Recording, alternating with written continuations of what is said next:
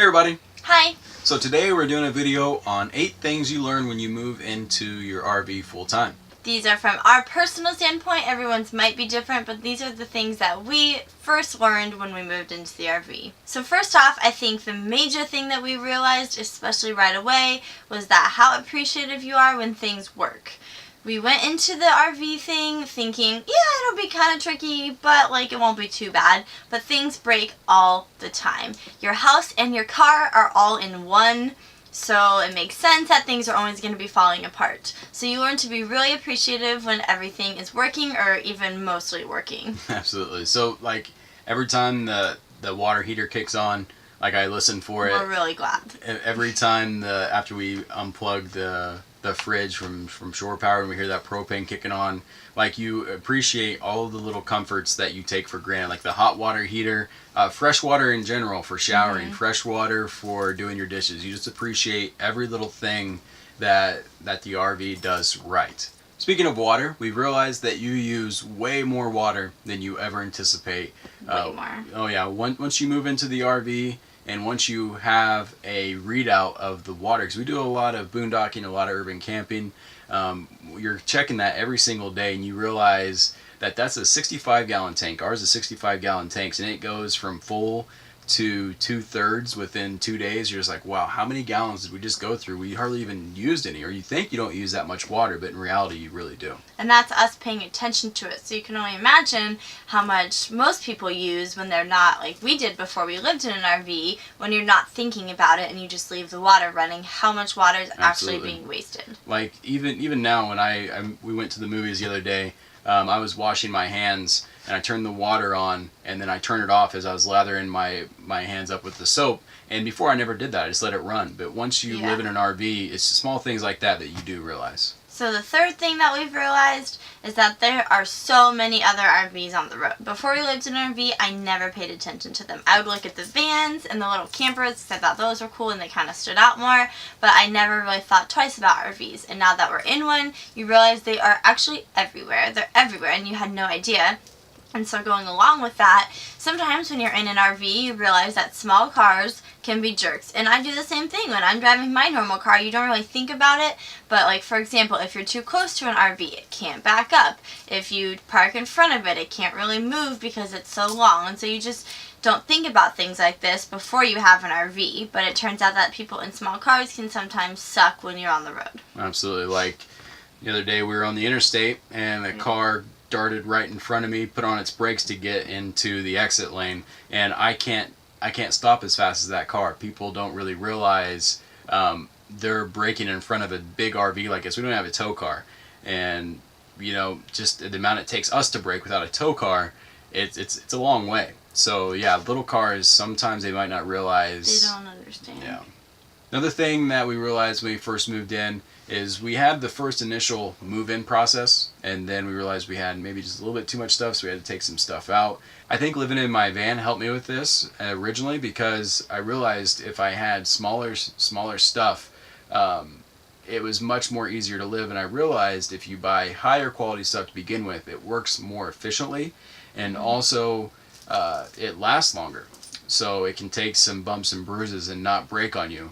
And moving into the RV, I really think you realize that you don't need that much stuff, but if you buy higher quality stuff that does multiple functions, it really works well. Something that we find highly useful is to food prep and be very organized. So everything in the kitchen is kind of organized, but we have shelves and dividers, and that makes a huge difference. And also when you're on the road driving all day, you can't necessarily, if you're trying to be somewhere at a certain time or by a certain date, you have less freedom to just stop when you're hungry or when you want to cook food. So we'll prep food. This also is definitely useful for just daily life before work if you're in one spot or whatever, but it definitely helps to not have to cook dinner or lunch if you have leftovers, or things like boiled eggs, quinoa, things made ahead of time that are whole foods and good nutrition and already there ready for you. For example, what we might do is just get down 5 or 6 chicken breasts, cook them all at once, so you only have one load of dishes, and then you can just store the food in the Tupperware, and then later on throughout the week you can just get that chicken out, put it with some pasta, it's already good to go.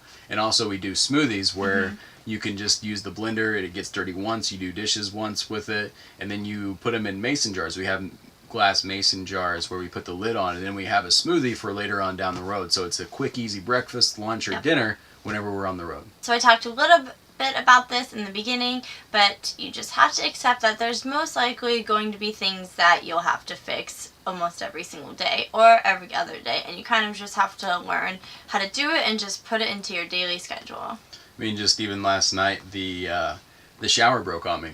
So there's some runners that go along the top, and I had to figure out how to take it halfway apart, put the shower door back on the runners, and then get it all lined back up and put it in. It took me about an hour, but it's just it's constant. You can't get upset about it. You just have to have the mindset, okay, this is the problem, this is how I need to fix it, and stay calm about it and just get it done. Because when you're living in an RV, there's always going to be things that needs to be fixed, and you can either pay a lot of money to have them fixed, or you can learn how to do it yourself. It's a great education.